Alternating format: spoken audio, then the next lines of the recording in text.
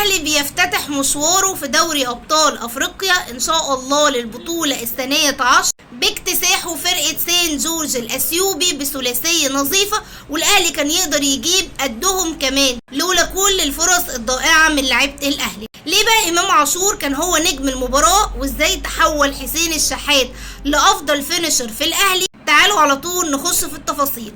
طبعا عشان نكون منصفين في فرق كبير جدا في الامكانيات ما بين فرقة الاهلي وسان جورج، والاهلي تحس انه كان نازل المباراة بيلعب على قد امكانيات الفريق اللي قدامه، والاهلي كعادته في المباريات الاخيرة بيبدأ بالضغط العالي، زي في كور كتير جدا بتشوف وسط كهربا بيضغط منين، وديانج وامام عاشور الاتنين بيكملوا في الضغط. اوقات كتير جدا بتلاقي ديانج كمان هو ضاغط وقريب جدا من كهربا، وهو بقى اللي بيعمل كمان في بعض الاحيان عمليه الضغط. الاهلي كان محتاج في المباراه دي يستغل فعلا الضغط ويحوله لاهداف، زي برضو ما اتكلمنا المباراه اللي فاتت لما كان بيلاعب المصري. والاهلي خلاص عرفنا انه بيلعب على الاجنحه سواء بيرسي تاو او حسين الشحات، والاهلي ابتدى يعمل زي مثلثات كده.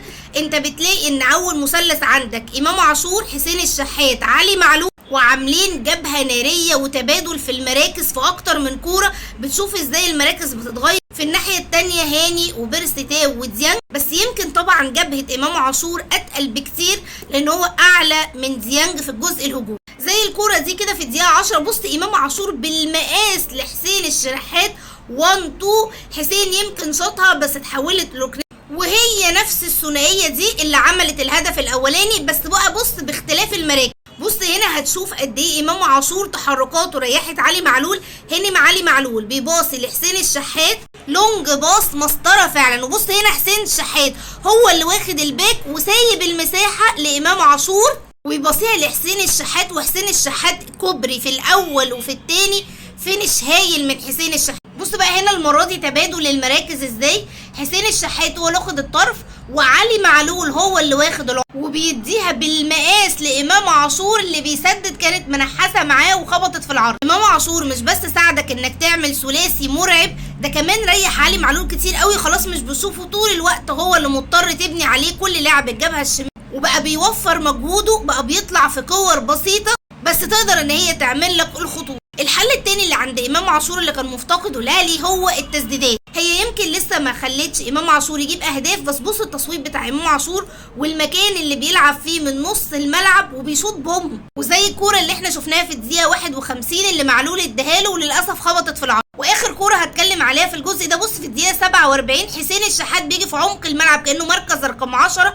وامام عاشور هو اللي بياخد كانه هو الجناح وسددها، بس للاسف الحارس صدها. تالت ميزه عند امام عاشور شفناها من المباراه اللي فاتت، واللونج باص اللي كان بالمقاس لبيرسي، المره دي بقى اللونج باص بالمقاس لكهربا بيقدر ان هو يسيطر عليه، وهنا كهربا هياخد هو كانه وينج شمال، وحسين الشحات هو اللي هيدخل ويكمل، وفي وسط الزحمه حسين الشحات بيسجل الهدف الثاني. لسه طبعا بتتكلم عن آفة الفرص الضايعه. انت لو عديت كام فرصه الاهلي ضيعها المباراه دي ما تعدش بقى يا جيم. احنا ممكن نعمل مسابقه كده، اذكروا عدد الفرص اللي الاهلي ضيعها في المباراه دي، منهم 2 لكهربا، مفيش ولا اسهل من كده، ويمكن الفولت تقريبا لسه ما اشتغلش مع كهربا. هنا دي جمله نتيجه الضغط، قدر ان حسين الشحات يضغط وبيديها لكهربا بيقول له هات جون، هي ملاش منطق غير انه هات جون، والحارس فتح لك الزاويه الثانيه بيقول لك جيب جون. حتى كهربا ما كانش مصدق ان هي ضاعت، وهي نفس الكوره الخطر جدا اللي جت في الكهربا في الدقيقه 17 نتيجه الضغط. امام عاشور قطعها واداها لكهربا وكل الزوايا مفتوحه، وكهربا لتاني مره بيرفض الهدايه. لانه كهربا بياخد كل الاماكن اللي فعلا المفروض تكون موجوده صح، بس لسه الفينش عنده ما بيظبطش، وهي دي المشكله اللي عند كهربا، انه ممكن تجيله 7 كور يسجل منها كوره او 2، فمحتاج يشتغل على ده اكتر بكتير. انا بالنسبه لي كمان من اكبر المكاسب المباراه دي هو عبد القادر. عبد القادر بقاله مباريتين بينزل كتغيير، وانا شايفه انه عبد القادر بيحاول يفايت على مكانه، لان الاهلي بقى عنده اجنحه كتير وكل جناح بقى عنده ستايل مختلف، واي حد هيأثر مش هيبقى موجود اصلا في القايمه.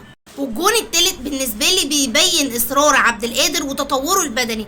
اولا هو واخد تقريبا الكوره على الخط كله وبيعدي من الاولاني والتاني وبيزق الكوره وبيقدر ان هو يسيطر عليه، بيعمل فنت هايل وبيوسع لنفسه بص المساحه، واستنى صلاح محسن ينزل وعمل معاه ال1-2. عبد عبد القادر في وسط 6، والله لو في وسط مليون انا هسجل واجيب جول. انا بشوف ان عبد القادر عنده قدرات بدنيه ابتدت تتطور، لو اشتغل كمان على جزء الدفاع وعلى ان هو يعرف امتى يبطل ترقيص وامتى ان هو يباصي الباص السليم في الوقت المناسب، عبد القادر هيتطور اكتر من كده كمان بكتير. ومن الحاجات الايجابيه كمان ان انا شفت كريستو، لاني بشوف ان كريستو لاعب صغير هيجي منه كتير قوي، وكان عنده تصويبه هايله، بص صاروخ يعني بجد ليه عارضه كده. والحقيقه ان كولر قدر يعمل سكواد كويس جدا، وقدر يجيب صفقات هو فعلا اللي محتاجها اللي تكمل معاه شكل الاهلي. كمان انت بتشوف ان كولر ابتدى ينفذ الركنيات بشكل مختلف، مش بتلاقي بس بقى علي معلول اللي بيعملها لعبد المنعم او لرامي ربيعه، لا ده انت اوقات بتلاقي الركنيه متنفذه مثلا حسين الشحات لمعلول اللي بيرجع ويرفعها مثلا امام عاشور، او يرجع تاني علي معلول يرفعها في المساحه. الكره اللي شفناها اللي عملها لبيرسي تاو اللي هو كان هيشوط الفاول وبيرسي تاو نزل. فواضح ان كولر كل مره بيجدد من افكار جديده. قولوا لي بقى رايكم في المباراه، وايه اكتر هدف عجبكم في التالت.